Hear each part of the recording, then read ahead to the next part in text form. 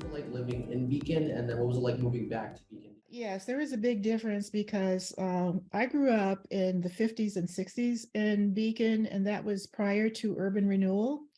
So we the neighborhood that I grew up in, the community that I grew up in, doesn't exist anymore. There's not a trace of it.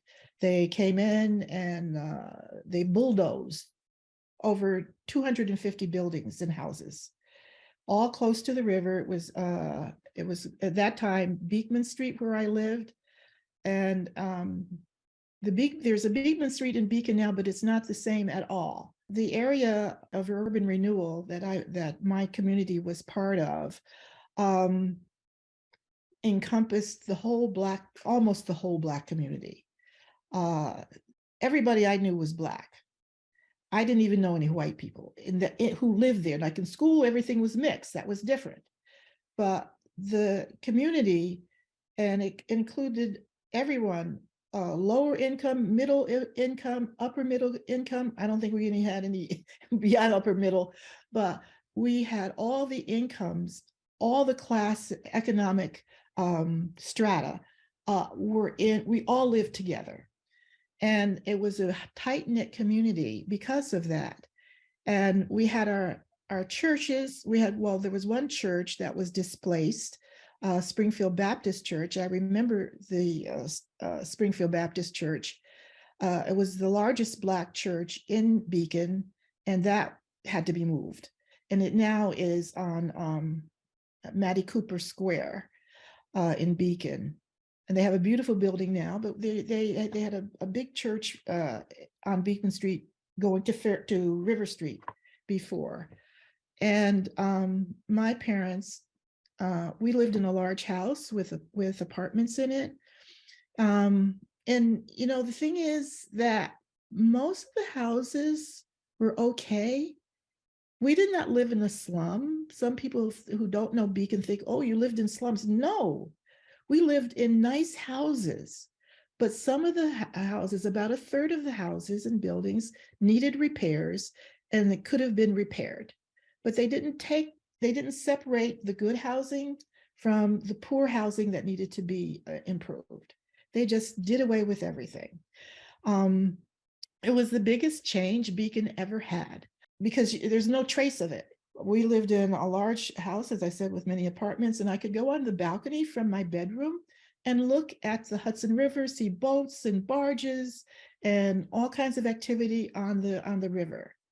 And I really felt blessed because I said, wow, we have this. And most of the people in Beacon didn't have that. And they weren't so close to the transportation going to the city, like the train station.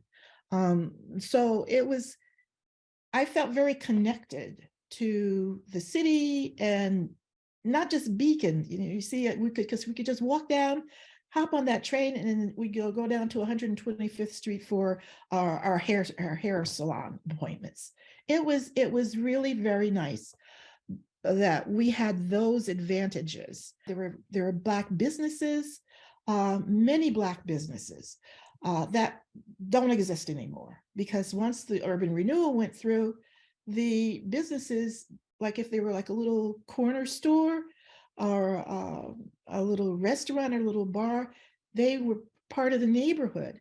And then after urban renewal, neighborhood all got dispersed. So we didn't have a neighborhood anymore. So that was during the time that I was growing up.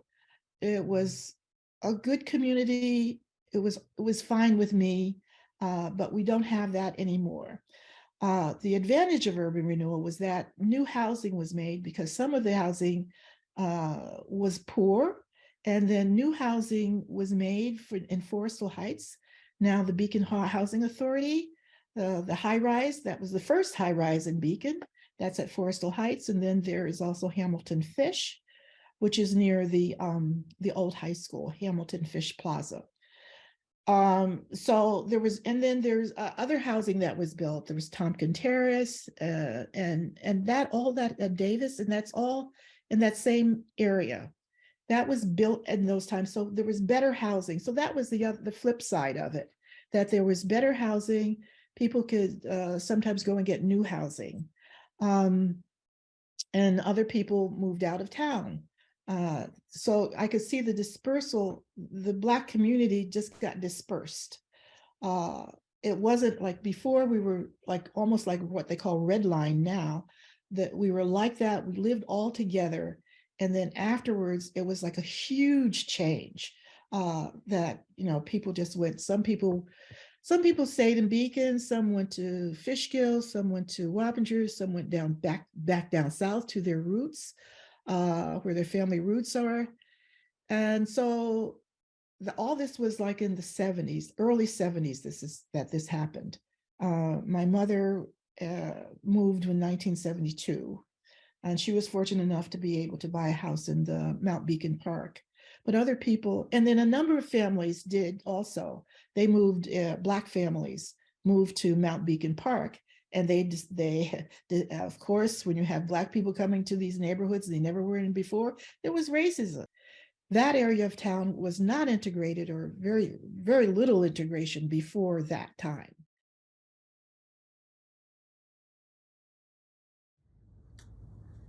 I would say it's very, at the time, the West End, I mean, growing up in the West End, very tight-knit community.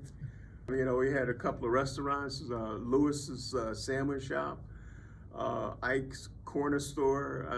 So if you need provisions, yeah, they're readily available to us. At the time, I think we had an A&P supermarket in Beacon. That was up Main Street. But yeah, we were able to, whatever you needed, we were able to get. As far as provisions for the home. Are any of the storefronts still up now? No. They're all gone. When urban renewal came in, I would say maybe middle '60s. Yeah, all that's gone. The pool room, Lewis's Sandwich Shop, the two bars on the corner, Modern Cafe and Vinny's. Yeah, it's all gone.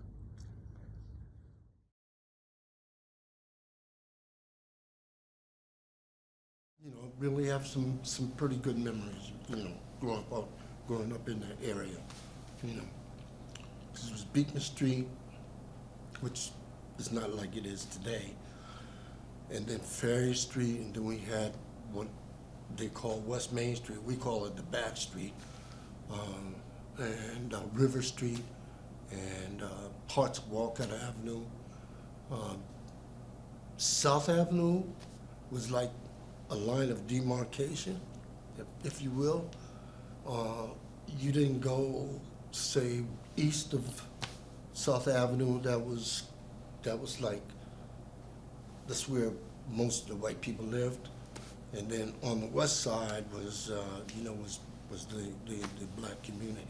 And you could walk there, but no one lived there at the time. Not until after urban renewal. Urban renewal came in and started displacing people. Maybe that's too harsh of a word, but they were, knocking down and demolishing houses and stuff, and so it kind of opened up going east, of South Avenue and that area, and then as a consequence, Black people were able to buy homes and live in the houses on that side.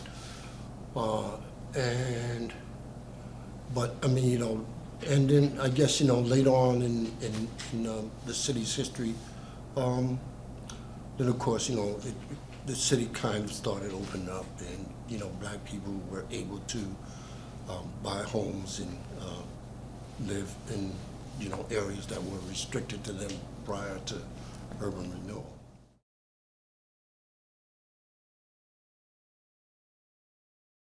Black people used to have restaurants. They used to have stores, and they don't have any of that anymore. I think, what is it, one restaurant think there's a barber shop on Main Street. You know, no black beauty shops that I know of in Beacon. It's hurtful because you took people's livelihood, you know? And then to build what? What did you build? You put a highway?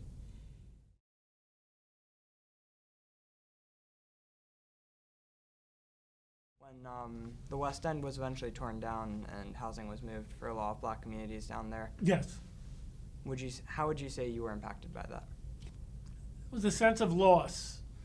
I understood why what I thought was the reason. I had a sense of loss.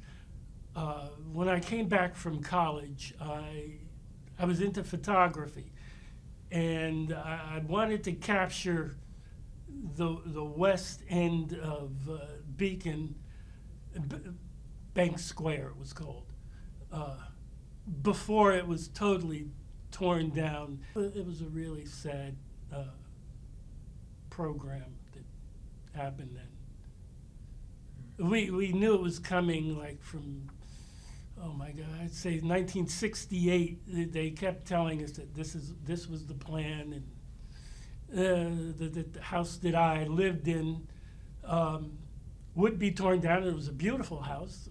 Couldn't figure out why are you tearing this house down and tearing all these nice houses down? What's the point? But they wanted 9D. They just wanted to build this road right through the middle of the West End, and I could see the way how some houses were allowed to stay and other houses had to be torn down. It really hurt.